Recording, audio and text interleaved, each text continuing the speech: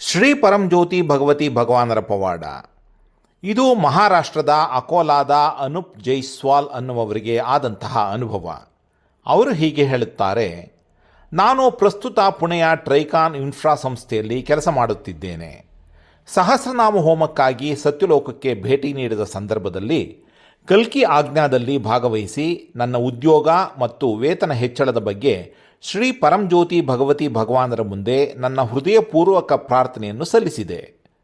ಆ ಸಮಯದಲ್ಲಿ ನಾನು ಹೊಸದಾಗಿ ಸೇರಿದ ತರಬೇತಿ ಇಂಜಿನಿಯರ್ ಆಗಿ ತಿಂಗಳಿಗೆ 21,000 ರೂಪಾಯಿ ಸಂಬಳ ಪಡೆಯುತ್ತಿದ್ದೆ.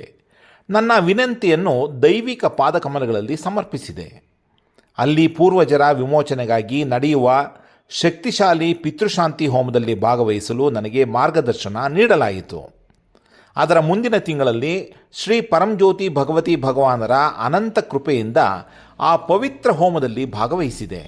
ನನ್ನ ಅಂತರಂಗದಲ್ಲಿ ವಿಶೇಷವಾಗಿ ನನ್ನ ತಾಯಿಯ ಜೊತೆ ನನಗಿದ್ದ ಭಾವನಾತ್ಮಕ ಅಡೆತಡೆಗಳು ಮತ್ತು ನನ್ನ ತಾಯಿಯ ಪೂರ್ವಜರ ಶಕ್ತಿಗಳಿಂದ ನಾನು ಆಳವಾದ ಆಂತರಿಕ ವಿಮೋಚನೆಯನ್ನು ಅನುಭವಿಸಿದೆ.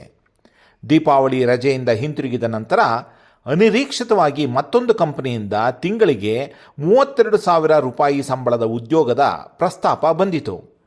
ಅದನ್ನು ಉತ್ತಮ ಅವಕಾಶವೆಂದು ಕಂಡು ಕೆಲಸಕ್ಕೆ ಹಾಜರಾದ ಕೂಡಲೇ ಪ್ರಸ್ತುತ ಸಂಸ್ಥೆಯಲ್ಲಿ ನನ್ನ ರಾಜೀನಾಮೆಯನ್ನು ಸಲ್ಲಿಸಿದೆ. ಆದರೆ ನಿರ್ವಹಣಾ ಮಂಡಳಿ ನನ್ನ ರಾಜೀನಾಮೆಯನ್ನು ಅಂಗೀಕರಿಸಲಿಲ್ಲ.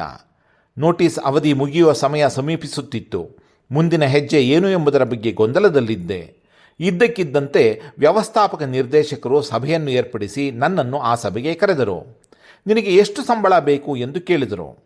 ನನ್ನ ಆಶ್ಚರ್ಯಕ್ಕೆ ಅವರು ನನ್ನ ಸಂಬಳವನ್ನು ದ್ವಿಗುಣಗೊಳಿಸಿ ಮುಂಬೈ ಪ್ರದೇಶದ ವ್ಯವಸ್ಥಾಪಕರಾಗಿ ನೇಮಕ ಮಾಡಿದರು.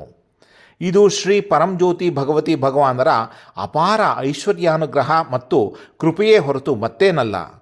ಐಶ್ವರ್ಯ ಪ್ರದಾತರಾದ ಶ್ರೀ ಪರಂಜ್ಯೋತಿ ಭಗವತಿ ಭಗವಾನರು ಯಾವುದೇ ಪರಿಸ್ಥಿತಿಯನ್ನು ಪರಿವರ್ತಿಸಿ ಊಹಿಸಲಾಗದ ಆಶೀರ್ವಾದಗಳನ್ನು ಸುರಿಸಬಲ್ಲರು. ಕೃತಜ್ಞತೆಯಿಂದ ತುಂಬಿದ ಹೃದಯದಿಂದ ನನ್ನ ವೃತ್ತಿ ಜೀವನ ಮತ್ತು ಜೀವನದಲ್ಲಿ ಸಂಭವಿಸಿದ ಈ ಪವಾಡ ಸದೃಶ ಉನ್ನತಿಗೆ ಶ್ರೀ ಪರಂಜ್ಯೋತಿ ಭಗವತಿ ಭಗವಾನರ ದಿವ್ಯ ಪಾದ ಕಮಲಗಳಲ್ಲಿ ಶಿರಬಾಗಿ ನಮಿಸುತ್ತೇನೆ. ಐಶ್ವರ್ಯ ಪ್ರದಾತ ಶ್ರೀ ಪರಂಜ್ಯೋತಿ ಭಗವತಿ ಭಗವಾನರಿಗೆ ಜಯವೆನ್ನಿ.